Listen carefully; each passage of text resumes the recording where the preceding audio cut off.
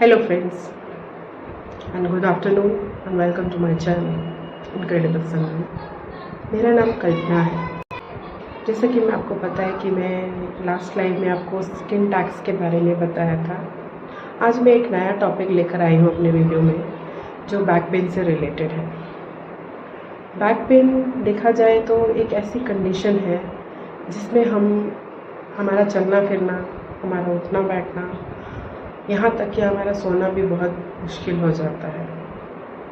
कुछ चीज़ें आपको ध्यान देने लायक हैं कि आपको अपने पॉस्चर पे सबसे पहले आपको बहुत ज़्यादा ध्यान देना पड़ेगा। आप स्ट्रेट रहेंगे, आप स्ट्रेट बैठेंगे, आप स्ट्रेट चलते हैं कि नहीं, आप अगर कुछ लिफ्ट करते हैं तो वो किस तरह से लिफ्ट करते हैं, आप अपनी नी बैंड करते हैं या फिर उसको हैवी डायरेक्टली उठा लेते हैं। आप बहुत सारी चीज़ें मायने रखती हैं। एक्चुअली देखा जाए तो दो तरह के बैक पेन आते हैं नज़र में, जो एक्यूट होते हैं और कुछ होते हैं chronic. Acute in the sense जो एकदम से हो जाते हैं, जैसे कभी किसी को चलते फिरते जर्क लग जाना या कभी कोई हैवी लिफ्टिंग कर रहा है तो उसको उस टाइम पे जर्क लग जाएगा, तो वो जैसे कुछ लिफ्ट करने जाएगा तो वो उसको स्ट्रेन आ जाएगा और वो उधर से हिल नहीं सकता उस टाइम पे। इस तरह की कंडीशन हो जाती है। तो और क्रॉनिक में क्या होता है, क्रॉनिक जैसे बहुत पुराना है जिसमें कि आप काफ़ी बहुत टाइम से परेशान हैं, जैसे कुछ न्यूट्रिशन की कमी की वजह से हो जाता है या बोन डेंसिटी कम होती है तब हो जाता है, या कुछ बॉडी में ऐसे मिनरल डिफिशिएंसी, विटामिन डेफिशिएंसी हो जाते हैं, बोन से रिलेटेड जो भी डेफिशिएंसी आते हैं उससे जो हो जाते हैं वो क्रॉनिक में आते हैं। तो इस तरह के बैक पेन होते हैं। तो आपको क्या करना है, मैं आपको एक ऐसा पावरफुल रेमेडी बताऊंगी जो अगर आपको सालों से भी जो बैक पेन है और हाल ही में जो हुआ है, चाहे वो एक्यूट हो चाहे वो क्रॉनिक हो, उसमें आपको बहुत फ़ायदा मिलने वाला है। तो आपने ये तो देखा होगा, देखिए मैं आपको दिखाती हूँ। ये है, ये देखिए, ये इस तरह का लीफ है। इसे आप गिलोय के नाम से जानते हैं। देखिए इस तरह लंबा सा होता है, इसको हम गिलोय कहते हैं। अमृता बेल के नाम से भी ये जाना जाता है। ठीक है, तो आपको क्या करना है, कुछ पत्ते ऐसे पहचान के लिए आपको बताने के लिए दिखा रही हूँ मैं।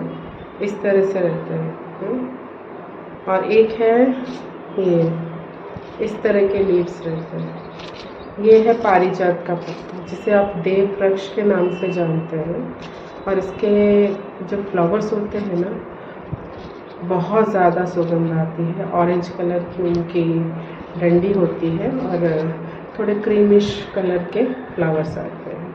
तो ये जो दो हर्ब्स हैं बहुत कॉमन हर्ब्स हैं जो हम जानते हैं, और हम इसमें स्पेशली इनका यूज़ भी करेंगे। आपको पुनर्नवा लेना है जो रिजुविनेशन का काम करेगी, और ये बहुत ही इम्पोर्टेंट हर्ब है।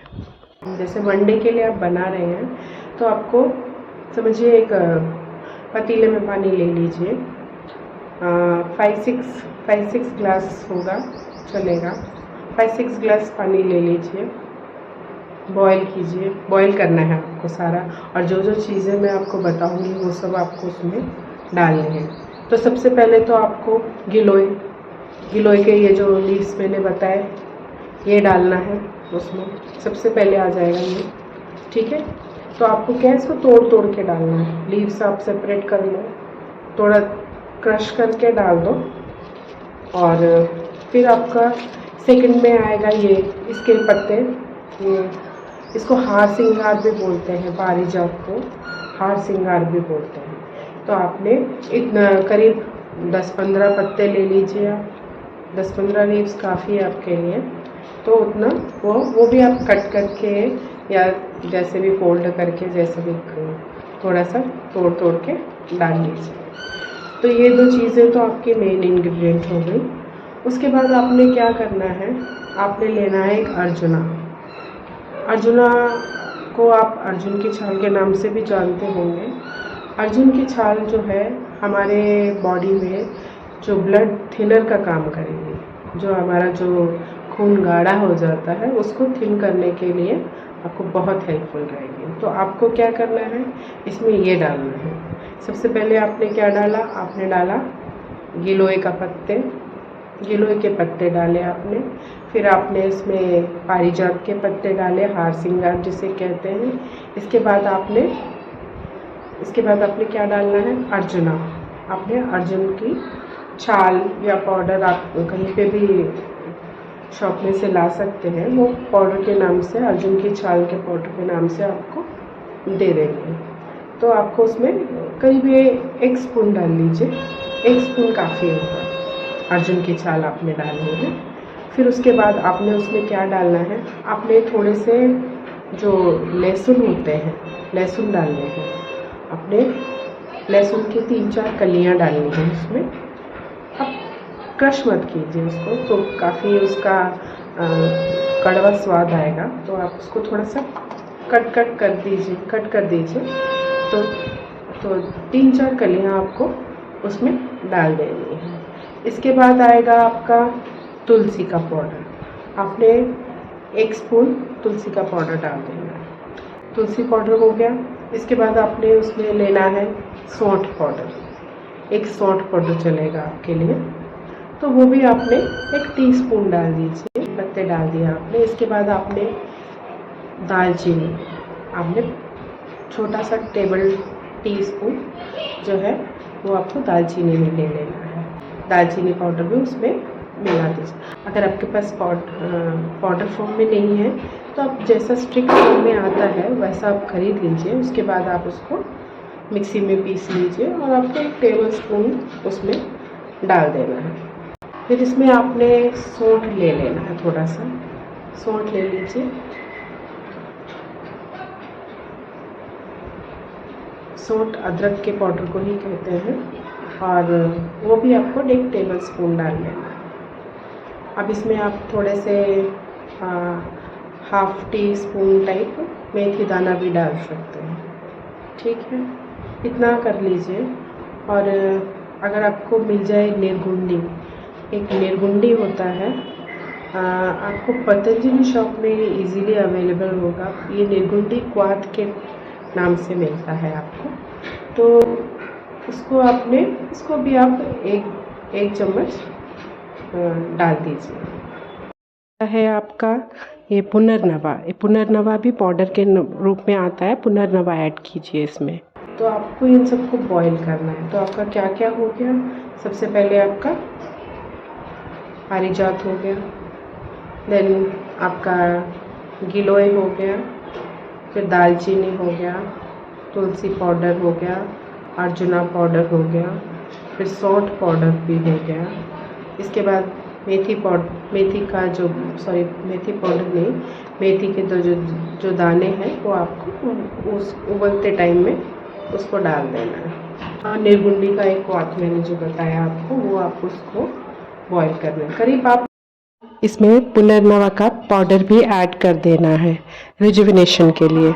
उसको हाफ एन आवर तक बॉईल कर दीजिए और पूरा उसमें आपका एक्सट्रैक्ट आ जाएगा।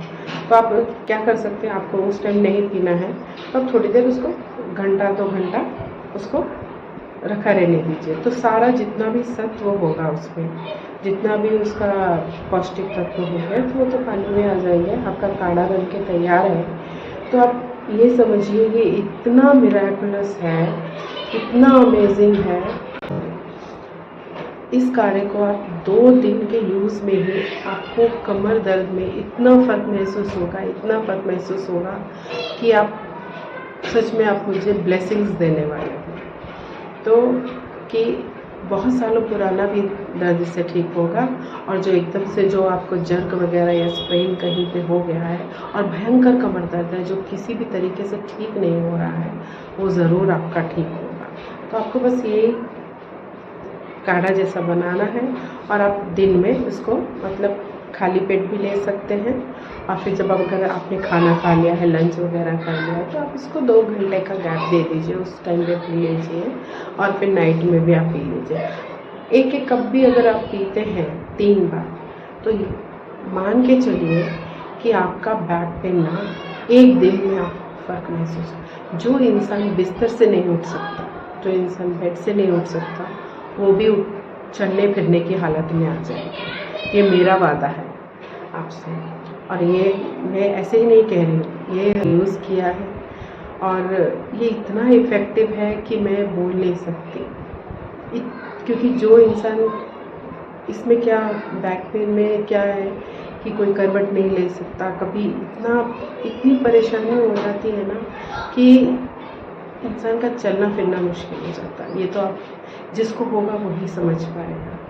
तो और इसमें आपको एक और चीज़ ध्यान देनी है कि जिनको भी पुराने बैक पेन है, ठीक है, जिनको किसी न किसी कारणवश जो जर्क नहीं लगा है, जिनको ऐसे ही है जो हमेशा रहते हैं और वो चल नहीं पाते, कभी सिकाई करते हैं, कभी कुछ मूव वगैरह अप्लाई करते हैं, या जिस तरह का भी जो ट्रीटमेंट वो लोग करते हैं ना, तो उसमें आप एक और चीज़ देखिए कि आपको जो आपका बेड है, आपका बेड का सरफेस है ना, वो बिल्कुल प्लेन होना चाहिए, हार्ड बेड होना चाहिए।